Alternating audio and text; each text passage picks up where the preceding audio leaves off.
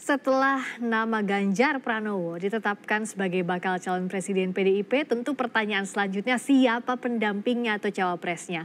Apakah namanya sudah ada? Kita bahas bersama politisi PDIP Deddy Sitorus dan bergabung juga pakar politik yang juga Direktur Eksekutif Poltreking Indonesia, Hanta Yuda. Selamat malam Bung Deddy, Mas Hanta, maaf lahir batin. Terima kasih sudah bergabung. Selamat malam, Rizka, Mas Dedi. Kalau Mas Hanta lihat kansnya ini parpol mana yang paling besar sejauh ini peluangnya untuk gabung mendukung Ganjar?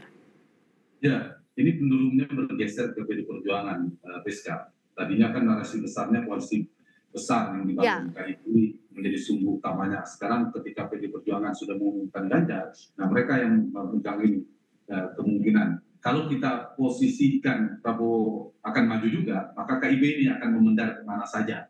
Nah tadi dari Mas Dedi juga sempat menyebut nama dua partai di dalam KIP, yaitu PAN dan P3.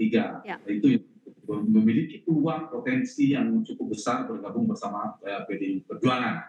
Dan dua nama ini juga, dua partai ini juga ada, kalau P3 kan sejak awal yang paling gencar belakangan ada nama Sandiaga Uno. Dan juga Thohir disebut juga di P3 sebelumnya. Di PAN itu sudah berulang-ulang Pak Zulkifli Hasan memasangkan bahkan Ganjar dengan Erick Thohir. Nama Erick Thohir menjadi preferensi dari PAN. Dan dua nama ini juga, ya juga tokoh mainnya kebetulan mungkin disampaikan oleh Presiden nama pertama, yaitu Erick, yang kedua Sandiaga Uno. Itu ada nama lain Mahfud, Ridwan Kamil, dan seterusnya. Saya kira tadi ya poinnya baik yang disampaikan, kita berangkat dari nama yang disebutkan oleh Pak Jokowi, Pak Hasto juga akan mempertimbangkan dengan dinamis dari kalimatnya. Kalau kata Mas Dedi tadi tidak jauh-jauh, nah kira-kira itulah. Saya kira juga saya menduga seperti Mas Ganjar, kemudian cawapres juga dari 6 nama tadi.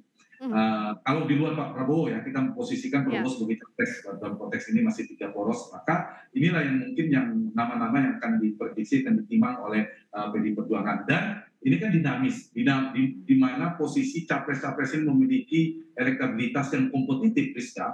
Posisi cawapres yang menentukan, jadi keliru menentukan cawapres juga harus hati-hati.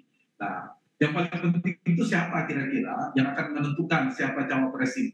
Kalau dari sekarang ini kan ada 3 kelompok aktor yang menentukan. Satu, capres itu sendiri, berarti kalau kita ngomong 3 poros ada Ganjar, Anies, dan Prabowo. Yang kedua para player partai politik, para ketua umum partai, itu level kedua. Nah yang ketiga level tertinggi, para kingmaker. Siapa kingmaker senior, patron politik yang 2004, satu Ibu Mega, kedua Pak Jokowi, dan ketiga Pak Surya Paloh. Kalau bisa bicara Ganjar, pemilik saham terbesar yang paling menentukan hari ini saya harus mengatakan adalah ketua umum PDI Perjuangan. Jadi kalau ada cawapresnya Ganjar yang memiliki akseptabilitas yang rendah di Ibu Mega di PDI Perjuangan agak sulit, itu satu.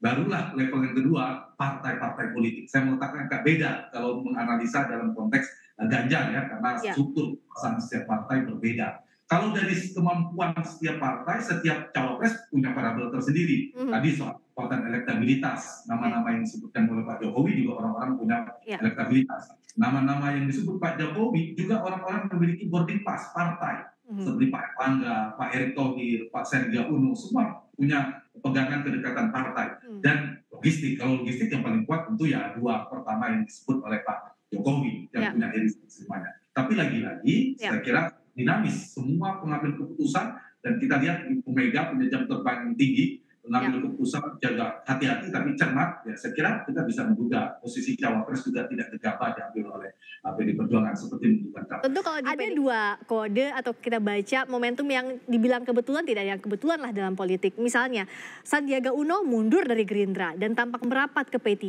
Lalu juga PAN, Pak Zulhas kasih kode bahwa ya Pak Ganjar ini punya track record yang bagus dalam memimpin Jawa Tengah.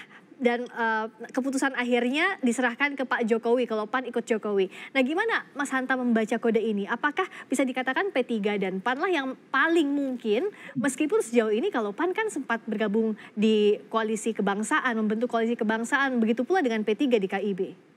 Ya kalau disambung-sambungkan betul juga benangnya, Friska. Kebetulan juga ketika Pak Jokowi ditanya oleh media, menyebut 2 nama yang disebutkan 2 partai yang Friska katakan tadi. Yaitu satu Erick Thohir, kedua adalah Sandiaga Uno.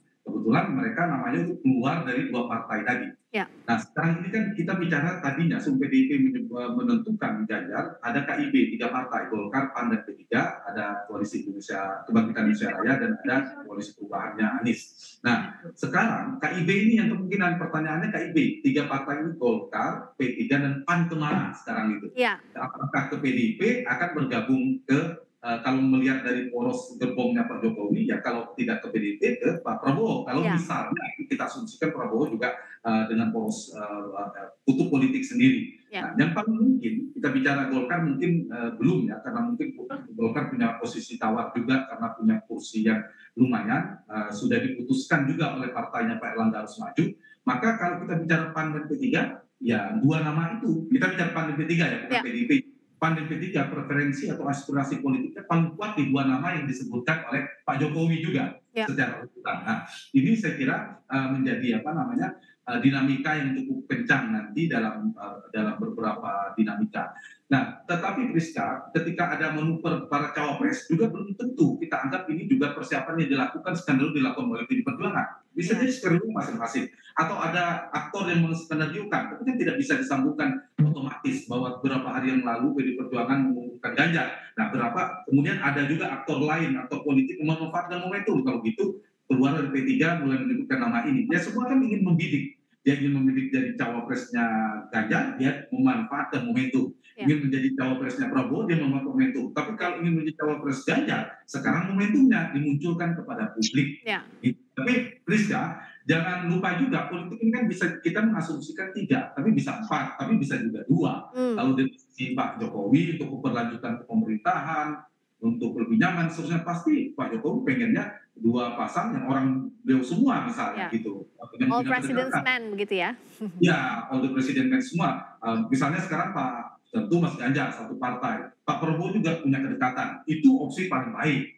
Tapi kalau tidak bisa, tetap muncul opsi yang kedua di mana ada calon yang ketiga, realitasnya ada Anies berpotensi dengan 3 partai, maka ada 3 poros. Tapi Pak, dari sisi Pak Jokowi, bacaan saya lebih juga skenario ini, Pak Jokowi sebagai presiden ya, yang sekarang menjabat ya, berbeda dengan partai-partai, mungkin menggabungkan 2 kekuatan besar dan istilah narasi koalisi besar juga lebih bagus kalau berhadapan dengan yang di luar. Katakanlah mengusung isu perubahan, kalau dipasangkan Ganjar dan Prabowo menjadi koalisi besar itu juga lebih kuat skenario-nya. Tapi kalau gagal juga Pak Prabowo tetap maju, nah baru kita bicara yang kita diskusikan tadi adalah tetap ada 3 poros dengan elektabilitas kuat, Ganjar, Prabowo, Anies. Nah kita bicara Ganjar, wakilnya siapa? Ya paling realistis bicara hari ini yang berasal dari Koalisi Indonesia Bersatu, dari Golkar, dari P3 dan PAN. Khususnya PDIP sebagai partai nasionalis terbesar membutuhkan teman koalisi dari kelompok Islamis. Nah, di sana ada melengkapi juga P3 dan PAN. Kalau ditarik juga tadi seperti Mas Deddy katakan, kedekatan Bung Karno dengan tokoh-tokoh Islam, NU, Masumi, bersama PNI itu kan punya sejarah panjang. Kalau itu digabungkan ya sama mengulang apa yang dibangun oleh Bung Karno beberapa puluh tahun yang lalu.